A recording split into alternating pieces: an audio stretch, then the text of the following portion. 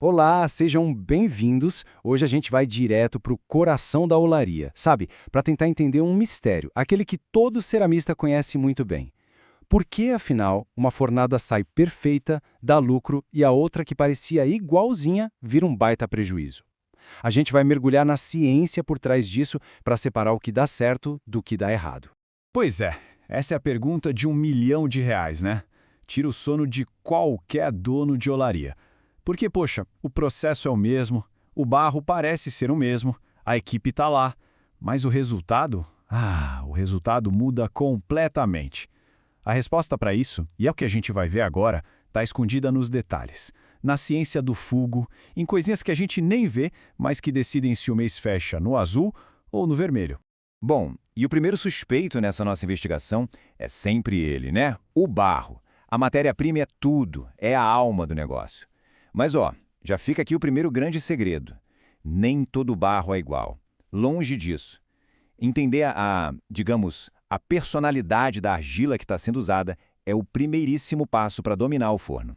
Olha só essa diferença, é gritante. De um lado, tem o que a gente pode chamar de barro bom, as ilitas, as caolinitas, essas são as parceiras do ceramista, sabe? Se comportam direitinho, são estáveis. Agora, do outro lado, tem o barro duro de cabeça. As bentonitas, as aloisitas, essas aí elas amam água, chupam água demais, incham, e aí na hora de secar, encolhem tanto que acabam criando trincas. É daí que vem aquele problema clássico do tijolo que cresce e depois racha todo no secador. Saber com qual tipo de barro se está trabalhando, bom, isso muda o jogo. Mas não adianta nada ter o barro certo se a gente errar no momento mais crítico de todos. Tem um ponto de virada lá dentro do forno, uma temperatura bem específica, onde uma peça que estava perfeita pode se perder para sempre. E o pior, sem ninguém nem perceber o que aconteceu. Anota esse o número, porque ele é importante. 575 graus Celsius. 575. Não é um número aleatório, não. É exatamente nessa temperatura que acontece um fenômeno traiçoeiro capaz de condenar uma fornada inteirinha. O nome desse vilão é choque térmico de quartzo. Para entender fácil, é como se o quartzo que está dentro do barro desse um soluço, um arrepio, bem ali, nos 575 graus. Ele muda de tamanho de repente.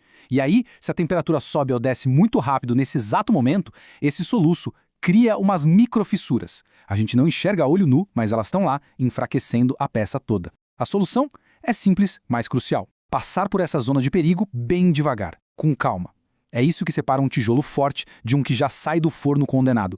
Agora vamos falar de um problema que, nossa, todo ceramista já viu e se irritou, o estouro de cal. A famosa pipoca, né? Aquela craterazinha que aparece do nada na peça quando ela já está pronta. Parece um inimigo, um defeito claro, certo?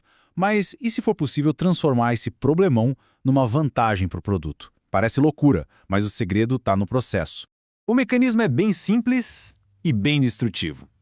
Imagina assim, tem o pedrisco de calcário perdido ali no meio da massa. Ele passa pelo forno e lá pelos 900 graus ele se transforma em cal viva. Beleza. Aí o tijolo sai do forno, vai para o pátio.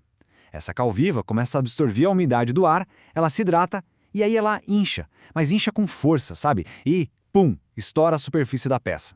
É literalmente uma bomba relógio dentro do produto final. E a solução? Parece até simples demais, mas olha, é transformadora. Moagem fina. O segredo é investir num processo que pega aquele pedrisco perigoso e transforma ele num pó, bem fininho. É aí que a mágica acontece. O veneno vira remédio. E olha só o que acontece. Quando o calcário está moído bem fininho, aquela cal viva, que antes era uma bomba relógio, se torna super reativa. Ela se mistura com a sílica que já tem na argila e forma um mineral novo. O nome é meio esquisito, wollastonita, mas o efeito é incrível. Em vez de explodir e estragar a peça, ela cria uma estrutura interna que na verdade deixa o tijolo mais forte e estável. O problema vira solução de verdade.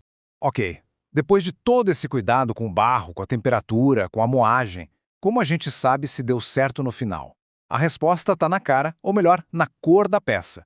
A cor final do tijolo ou da telha não é só uma questão de beleza, não. É um verdadeiro raio-x da qualidade da queima. A cor é que diz se vai ter lucro ou prejuízo. E a diferença, gente, é da água para o vinho, literalmente. Se a peça sai com aquela cor rosa claro, meio pálida, é sinal de perigo. Isso indica que a queima foi fraca, não chegou no ponto. Essa peça vai ter uma alta expansão por umidade, a tal da EPU. E o que isso quer dizer na prática? Que lá na obra do cliente, ela vai continuar inchando com a umidade e vai causar trinca, descolamento de reboco, redor de cabeça e reclamação na certa. Agora, a peça que sai com aquela cor bonita, de vinho, de chocolate, essa sim. Isso indica uma queima madura, sinterizada. A EPU é baixinha, a peça é estável. É qualidade garantida e cliente satisfeito. Certo, então a meta é buscar essa cor de vinho, essa cor mais escura. Mas aí vem a grande pergunta, né? Como é que a gente garante essa queima ideal na formada inteira? E não só ali, nas peças que ficam coladas no sensor de temperatura. Como saber o que está acontecendo de verdade lá no meio da carga, no coração do forno? É aqui que mora o erro mais comum. A maioria usa o termopar. Só que o termopar mede a temperatura do ar dentro do forno, e não da peça. E o ar, gente, sempre esquenta muito mais rápido. É a mesma coisa que olhar o termômetro que marca 40 graus na rua e achar que a feijoada que está na panela já está pronta só por causa disso. Não faz sentido, né? O termopar pode enganar. A solução é medir o que realmente importa: a peça. Isso pode ser feito com um pirômetro óptico que olha direto para o tijolo e diz a temperatura dele. Ou então com os cones pirométricos, que são ainda mais espertos. Eles se dobram quando o trabalho de queima foi feito, mostrando que a peça amadureceu de verdade. O segredo é esse: medir o efeito na carga, não só o calor no ar. Então, no fim das contas, o que a gente viu aqui é que dominar o forno não é só atacar fogo e esperar o melhor, né? É muito mais do que isso. É sobre usar o conhecimento, a ciência, para transformar um processo que muitas vezes é incerto num resultado que seja consistente. E, claro, que dê lucro. Então, para resumir, vamos fazer um checklist do forno lucrativo.